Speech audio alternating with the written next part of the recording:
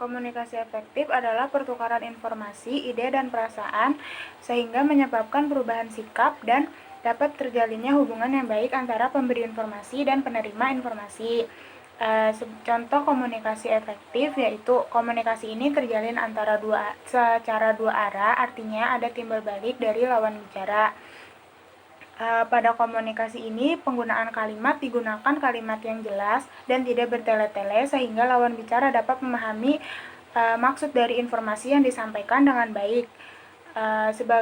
Sebagai contoh, saya mengambil contoh apabila dalam suatu organisasi terdiri dari ketua tim dan anggota tim, untuk mencapai tujuan yang sama, komunikasi di dalam organisasi tersebut harus terorganisir dan efektif. Artinya, apabila ada salah satu pihak yang menyampaikan informasi, digunakan kalimat yang efektif, digunakan kalimat yang mudah dipahami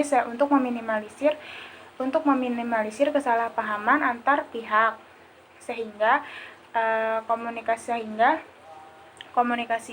informasi yang disampaikan dapat dipahami dengan baik oleh pihak yang lain. Kemudian, contoh komunikasi tidak efektif pada komunikasi ini dapat terjadi karena tidak adanya timbal balik dari lawan bicara. Bisa dikarenakan penggunaan kalimat yang tidak efektif, kalimat yang terlalu baku, kalimat yang terlalu ilmiah maupun terlalu formal, sehingga lawan bicara akan sulit untuk memahami maksud dari kalimat tersebut.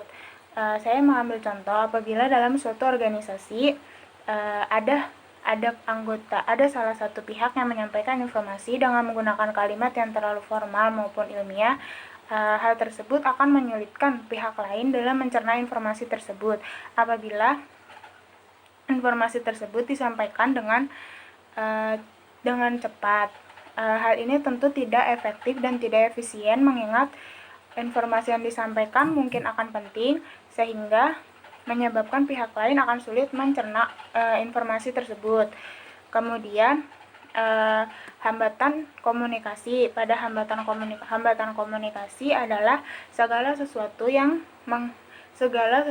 menghalangi atau mencegah terjadinya komunikasi efektif. Jenis-jenis hambatan komunikasi ada hambatan personal, hambatan kultur dan budaya, hambatan fisik, dan hambatan lingkungan. Contoh kasus hambatan komunikasi, saya mengambil contoh kasus untuk hambatan kultur dan budaya, di mana apabila salah satu contohnya, apabila seseorang yang tinggal di dalam pedesaan hanya hidup di situ dan hanya memahami bahasa yang digunakan sehari-hari di dalam lingkungannya, orang tersebut ketika akan bepergian atau berpindah tempat ke tempat lain yang memiliki bahasa daerahnya yang berbeda, orang tersebut akan sulit memahami bahasa orang lain sehingga komunikasi tersebut akan terhambat dan dapat menyebabkan kesalahpahaman di antara kedua belah pihak. Kemudian contoh kedua yang saya ambil yaitu apabila seseorang memilih untuk berpindah tempat dari suatu pulau ke pulau lain yang memiliki adat dan istiadat yang berbeda jauh, hal tersebut tentu akan menyulitkan pihak tersebut untuk beradaptasi dan akan mengalami culture shock, yang artinya pihak tersebut harus memahami dengan baik adat dan istiadat yang ada di tempat tinggalnya yang baru untuk memudahkan ia berkomunikasi dengan orang-orang di sekitarnya. Kemudian soal selanjutnya yaitu kepribadian unggul yang dicari perusahaan untuk calon pelamar. Yang pertama, menurut saya calon pelamar harus memiliki good attitude, berwawasan luas, disiplin, bertanggung jawab, dapat mengambil keputusan dengan cepat, dapat beradaptasi, dapat bekerja sama dengan tim.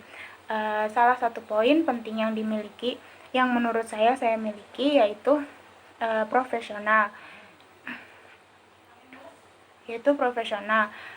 Profesional itu menurut saya penting dimiliki oleh pelamar karena profesional ini akan membantu dalam memisahkan urusan pribadi maupun urusan pekerjaan, sehingga pekerjaan akan tetap selesai meskipun pribadi orang tersebut sedang mengalami masalah ataupun sedang memiliki masalah dengan rekan kerjanya. Kemudian untuk poin penting yang menurut saya belum saya miliki, yaitu mengambil keputusan dengan cepat. Karena menurut saya untuk mengambil keputusan dengan cepat diperlukan berpikir dan memikirkan dampak positif serta negatif bagi orang banyak, sehingga itu akan menyulitkan untuk orang yang memiliki kepercayaan diri rendah dan berpikir akan keputusan yang ia ambil hanya akan memberikan dampak negatif yang lebih banyak dibandingkan dampak positifnya.